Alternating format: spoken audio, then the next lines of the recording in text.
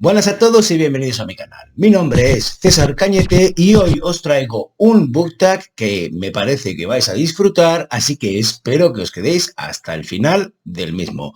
Antes de eso, como siempre, dentro cabecera.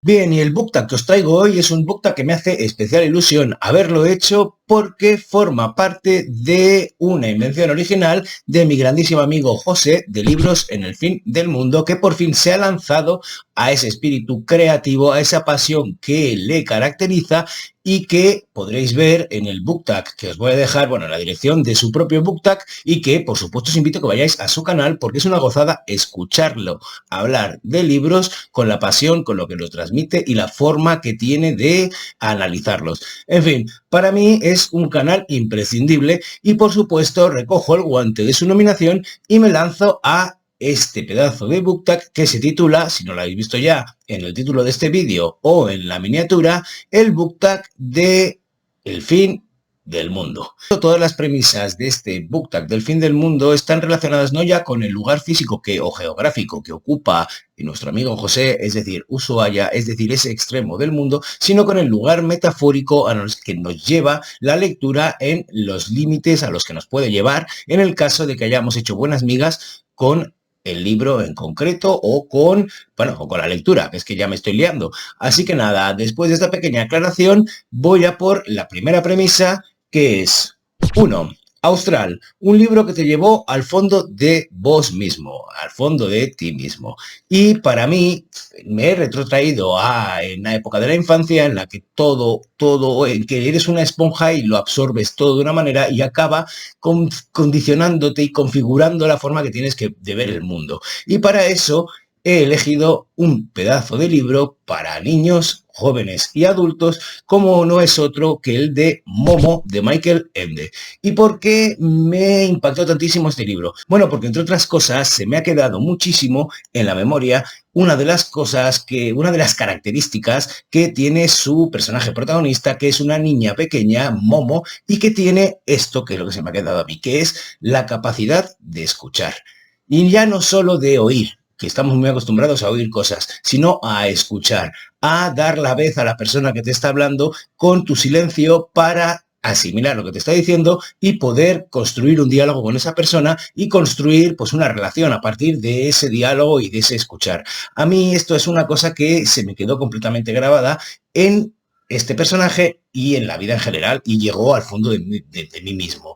Ahora dejadme daros 4 pinceladas, en el caso de que no conozcáis esta novela, de qué va. Bueno, pues eso, tenemos a Momo, una niña, la niña protagonista, que tiene esa capacidad de escuchar, que vive en un mundo con un montón de vecinos, con un montón de gente con la que pierde un tiempo hablando todos los días. Y hay un grupo de personajes, los señores de gris, que se dedican a ir detrás de toda esta gente de su alrededor y a decirle que cómo es que está perdiendo el tiempo de esta manera, cómo no les hacen pues lo que haría ahora, por ejemplo, un consultor diciendo, estás perdiendo dinero por este lado, estás perdiendo por otro, pero con el tiempo en que gastan, que no es productivo, según el punto de vista de estos señores de gris. Y les comen la olla lo suficiente a estas personas para que dejen de perder ese tiempo, que en realidad es lo más valioso que tienen, y se dediquen a producir a cosas útiles. ¿Y qué hacen estos señores de gris con este tiempo? Bueno, pues este tiempo son flores de cada uno de estos personajes que ellos secan, sus hojas las secan y las convierten en tabaco que ellos mismos se fuman, y de esto se alimentan del tiempo de las personas. Esto me parece una metáfora brutal, ahora que soy ya mayor, el miedo que me daba de pequeño esta gente, del capitalismo actual, de esa necesidad de no perder ni un instante para estar produciendo constantemente, y nada que no tenga una utilidad palpable sirve. Cuando desde mi perspectiva actual y después de pues muchísimos años, es todo lo contrario. Es necesario el tiempo de calidad, es necesario perder el tiempo. Esto se me quedó completamente metido en la cabeza y bueno, claro, Momo tendrá que luchar contra estos señores grises que son una amenaza palpable en su vida y en la vida de los allegados y de los que ella quiere. Será ayudada por una tortuga, Casiopea, si no recuerdo mal, y bueno, correrá muchísimas aventuras y muchísimos riesgos. En fin, Momo es un libro imprescindible a cualquier edad. Por un lado, tiene esa forma transversal que tienen las grandes historias de poder ir a cualquier tipo de público, como las películas de Pixar, que las puede ver tanto un niño como un adulto. Así que nada, aquí está un libro que cuando lo leí, siendo, bueno, bastante chaval, creo que tenía 9 o 10 años, pues nada, llegó al fondo de mí mismo. Hasta aquí esta primera premisa, vamos a por la segunda, que no es otra que Nevada, un libro que leíste olvidándote de que existía todo lo demás. Bien, a mí esto me ha pasado en bastantes ocasiones con un montón de libros a lo largo de toda mi vida, pero como estoy yendo a quizá una época de formación, me he ido a un libro de una autora de la que no he hablado apenas porque solo me leí este libro, que no es otro que La Casa de los Espíritus de Isabel Allende. Y lo hago por varios motivos, entre ellos porque me pareció súper absorbente. Me lo leí durante un verano, unas vacaciones de verano en las que recuerdo en los momentos de siesta, que yo no igual no hacía la siesta en aquel momento, que me quedaba devorando esta historia. Bueno, me pasó con un montón, pero quería traer este en concreto porque se acaban de cumplir hace, nada, unos cuantos días el 50 aniversario del golpe de Pinochet a Allende en Chile, el 11 de septiembre de 1973, y que cuenta la historia de la Casa de los Espíritus. Bueno, pues cuenta no solo esa parte de la historia de Chile, sino también la de una familia que a lo largo de varias generaciones va haciendo una especie de abanico sobre la historia de Chile y de esta familia. Además, tiene un montón de toques de realismo mágico que a mí realmente me dejaron flipado cuando lo leí y que no entiendo tampoco por qué no he continuado leyendo a esta autora que es tan exitosa y que tiene tantos bestsellers. No lo sé por qué, porque mi gran recuerdo de ella como autora es La Casa de los Espíritus y ya os digo, es un libro que me absorbió completamente. Que de aquello que cuando no estás leyendo estás pensando, joder, quiero seguir leyendo porque me apetece un montón y por qué tal. Y cuando estás leyendo no te enteras de lo que sucede a tu alrededor. La Casa de los Espíritus es uno de esos libros y es además el que consagró a Isabel Allende, que además era sobrina de Salvador Allende, por lo que en cierta manera cosas que pueda contar de esta familia ficcional dentro de La Casa de los Espíritus pueden tener su reflejo en la realidad o quizá como viene siendo lo habitual en la ficción, la realidad es la que tiene un reflejo en la ficción. De cualquier manera, un libro que os recomiendo muchísimo y que, si no lo habéis leído, estoy seguro de que os va a enganchar y vais a pasar un muy buen rato leyéndolo, unas cuantas horas. Así que nada, vamos a por la tercera premisa, que no es otra que La Noche Más Larga, un libro extenso que se robó tu corazón. Y aquí también me voy a un clásico porque es de los libros que me marcaron más, ya siendo un poco más mayor, porque si Isabel Allende, bueno, pues si Michael Ende lo leí con 9 o 10 años, Isabel Allende con 12 o 13 o 14, este ya era creo que fue durante mi primer año de la universidad, y era un libro al que le tenía cierto respeto porque en otros libros había leído que era un libro como muy duro, como muy difícil de leer, y sin embargo, cuando me zambullí en sus páginas, quedé completamente hipnotizado y además lo pasé súper bien porque son muchísimas páginas, depende de la edición. Bueno, ¿y de cuál estoy hablando? Pues sí, de Crimen y Castigo de Fyodor Dostoyevsky, uno de los grandísimos autores de la literatura rusa y una de las grandísimas obras que definen la literatura mundial, universal, y que estoy seguro de que debe estar en el canon universal de la ¿cómo se llama? El canon universal de la literatura de, bueno, el canon, que es de Harold Bloom, que era un crítico que fijó quiénes eran buenos y quiénes eran mejores dentro de la literatura occidental.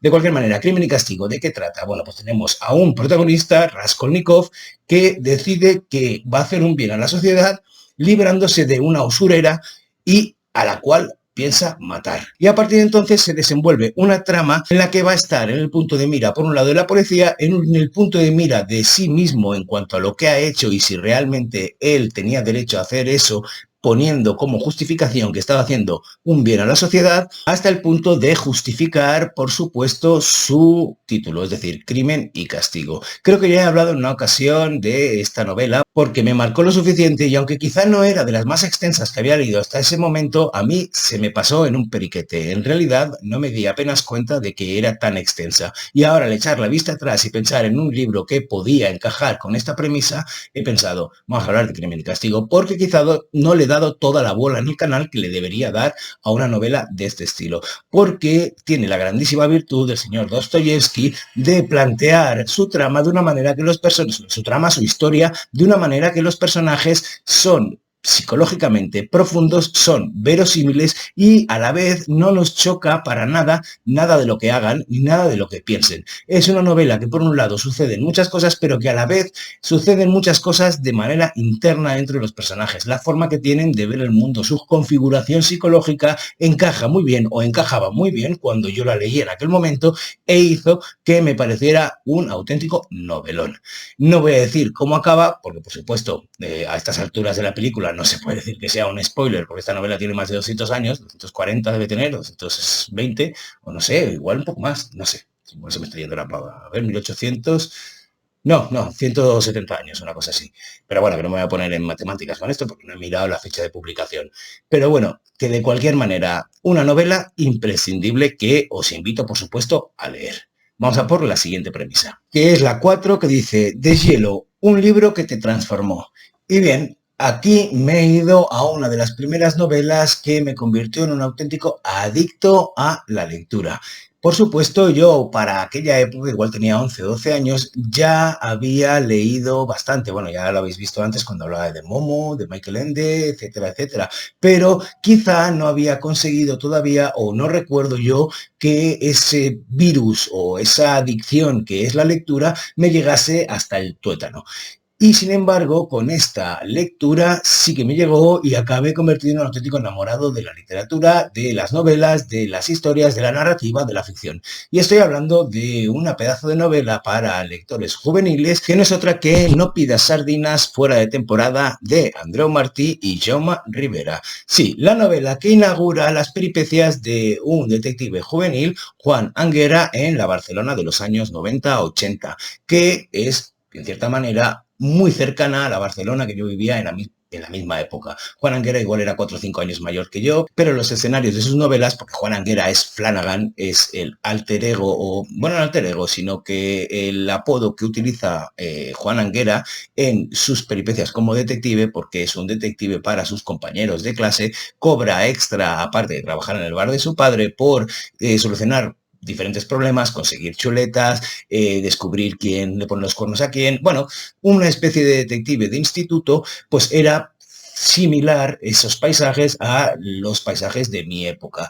¿Y qué sucedió? Bueno, pues que la historia me cautivó completamente y me convertí, aparte de en un adicto a la lectura, en un fan acérrimo de este protagonista, que no es otro que Flanagan, que continuó con una serie de libros como No te laves las manos Flanagan, No pidas sardinas, no, bueno, eso es primero, no todos los detectives se llaman Flanagan, Flanagan Deluxe, etcétera, etcétera, etcétera. Estos libros se siguen encontrando en una colección, creo que era de Barco de Vapor, la línea roja, si no recuerdo mal, si no ya lo buscaré y en la portada lo veréis.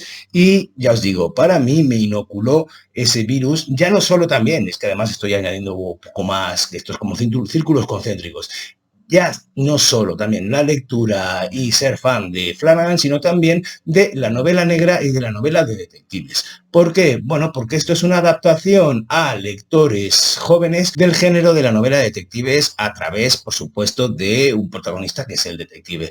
Así que nada, creo también que tiene la característica de que lo pueden leer lectores adultos y van a disfrutarlo igualmente. Quizá no de la misma manera que Momo, pero sí de una manera que estoy seguro de que les gustará o les puede gustar a los lectores jóvenes actuales. De cualquier manera, este pedazo de libro, No pidas sardinas fuera de temporada, fue un libro que me transformó de lector a lector acérrimo que desde entonces no ha dejado de tener un libro en la mano. Así que nada, vamos a por la siguiente premisa, que no es otra que Sale el sol, un libro cálido que te produjo mucho placer. Y aquí vuelvo a los territorios de la novela juvenil, que en cierta manera, esta la leí ya de muy mayor, ¿eh? Pero la novela juvenil tiene las características, tiene ciertas, pues yo que sé, virtudes que hacen que cuando son de manera transversal, es decir, que lo que os decía antes, que lo puede leer cualquier público, tanto adulto como niño, se saca muchísima más miga.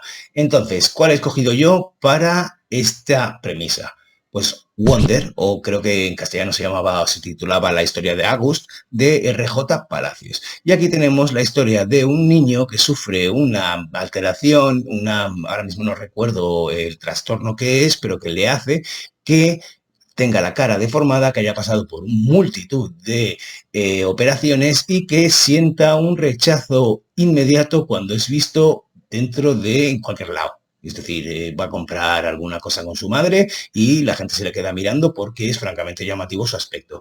Y eso hace, por supuesto, que el niño esté completamente cerrado en sí mismo, a lo que hay que añadir que los padres le han criado y le han educado en casa. ¿Qué ha sucedido con eso? Bueno, pues que no tiene las habilidades sociales apropiadas, aparte de que el mundo va a ser muy hostil con él. ¿Y qué sucede? Bueno, pues que ese año han decidido los padres matricularlo en un colegio y que se enfrente por primera vez a la sociedad a su medida, a la sociedad de los críos, a socializar, a tener amigos.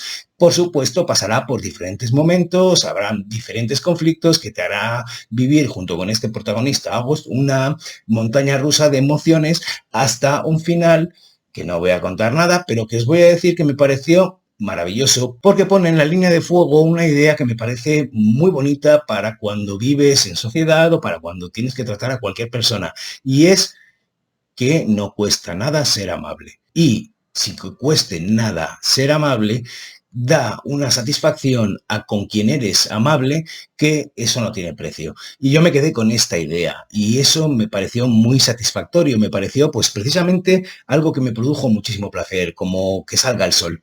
Y, por supuesto, aparte de que esta novela tuvo muchísimo éxito, incluso una adaptación cinematográfica, creo que además fue una apuesta de un sello que había nacido hacía poco en Penguin Random House, que se titula Nube de Tinta y que precisamente pretende ser transversal, pretende tener títulos tanto para niños como para adultos, que fue un exitazo. De hecho, he visto hasta murales en colegios sobre esto. ¿Por qué? Porque esta enseñanza, que no cuesta nada ser amable, es muy poderosa y en muchas ocasiones muy necesaria teniendo en cuenta el mundo en el que vivimos. Así que nada, os dejo esta recomendación que se lee muy bien, que tiene unos personajes maravillosos y que a la vez deja muy satisfecho. Wonder de R.J. Palacios. Bueno, y vamos con la última, que no es otra que Verano, el libro perfecto para llevarte en un viaje o para leer en un receso. Y aquí he escogido uno que precisamente ha cumplido o cumplió hace unos cuantos años esta premisa a la perfección, que no es otro que un libro que además para mí es como muy extraño que me haya gustado tanto, y ahora os explicaré por qué. ¿Cuál es? Bueno, Guerra Mundial Z de Max Brooks, el que inauguró en cierta manera ese furor que hubo en la primera década de 2000, hasta el 2010, pues ese furor, la manía de los zombies, la zombie manía, que de repente empezaron a salir por todos lados un montón de historias de zombies, pues este se considera que es uno de los fundacionales o refundacionales de ese género en la literatura, que además se extendió a todos lados, porque se extendió a los clásicos, se hicieron un Jane Austen zombie, un Lazarillo Z, un Lazarillo de Tormes zombie, y que sigue incluso hasta ahora, porque todavía da muchos coletazos a través de videojuegos como The Last of Us, que os aseguro que es una auténtica maravilla, y la adaptación a serie, que también es una auténtica maravilla. De cualquier manera, ¿por qué os digo que es extraño en mí que este libro me haya gustado tanto? Bueno, pues porque yo no soy un lector asiduo de relatos. Estoy intentando poner todo en toda la carne del asador, todo lo que puedo, todo lo que está en mi mano, para que eso cambie, y he adaptado, o incorporado más que adaptado, a los libros que quiero leer, libros de relatos, libros que sean específicamente de autores que además que sean de cualquier tipo, de autor me da igual, pero que sea de relatos. Porque ya os digo que yo no soy un lector asiduo de relatos. ¿Y qué sucede con esta novela? Porque al final no sé si se podría decir que es una novela. Pues es que es, como dice el subtítulo, una historia oral de la pandemia zombie o algo así era. ¿Y por qué? Porque recoge todas las historias de aquellos testigos, aquellos testimonios que han sobrevivido a ese apocalipsis zombie que ha sucedido en esta novela y nos lo da en forma de relatos como si cada uno de esos personajes que han sobrevivido contasen una versión diferente de lo que ha pasado. Entonces es una novela multiperspectivista, multiperspectivista, que tiene multitud de perspectivas, multiperspectivista, y que nos cuenta un abanico amplísimo de lo que fue esa crónica, lo que fue ese apocalipsis a través de esta crónica a través de relatos, desde el primer estallido, siguiendo por el aprovechamiento que hizo el capitalismo de esto, vendiendo supuestos medicamentos, etcétera, etcétera,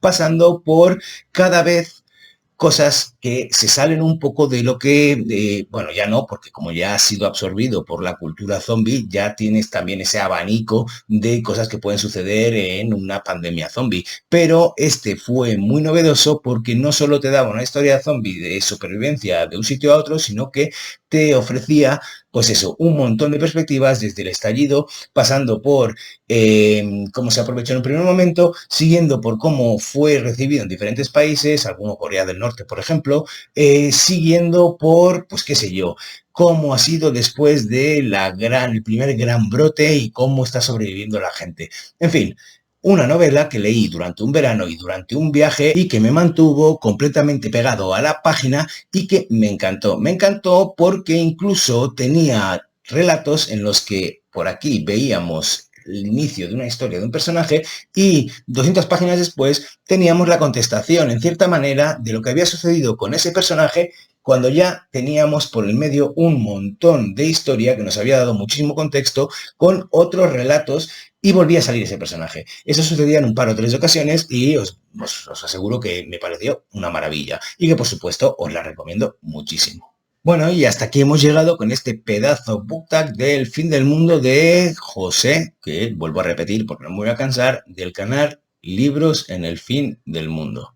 En fin, me lo he pasado genial, espero que os haya gustado mis selecciones, aunque reconozco que son un poco viejunas y eso tiene que ver con el impacto que produjeron en mí y cómo se me han quedado en la cabeza esas historias. Porque si os habéis dado cuenta hasta ahora, cómo no, estas premisas están en el fin del mundo. Están en un lugar cuya intensidad necesita de una respuesta igual de intensa y de ahí pues estas respuestas. De cualquier manera, yo lo dejo aquí y os emplazo por supuesto a que veáis el vídeo de José y de los otros nominados a los que él ha nominado y se han lanzado a hacer este book tag. Yo no voy a nominar a nadie más precisamente porque la mayoría de los nominados que ha propuesto José ya lo están. Y continuando con mi despedida, espero que os haya gustado, espero que le deis al like y espero toda esa retahíla de cosas que pues os pido, porque ya sabéis aquello de que ante la virtud de pedir está, ante el vicio de pedir está la virtud de no dar. Siempre cambio los factores y aquí el producto sí que se ve alterado. Esto es la propiedad conmutativa que no funciona. De cualquier manera, que os deseo un felicísimo día y que os mando un besazo enorme. ¡Mua!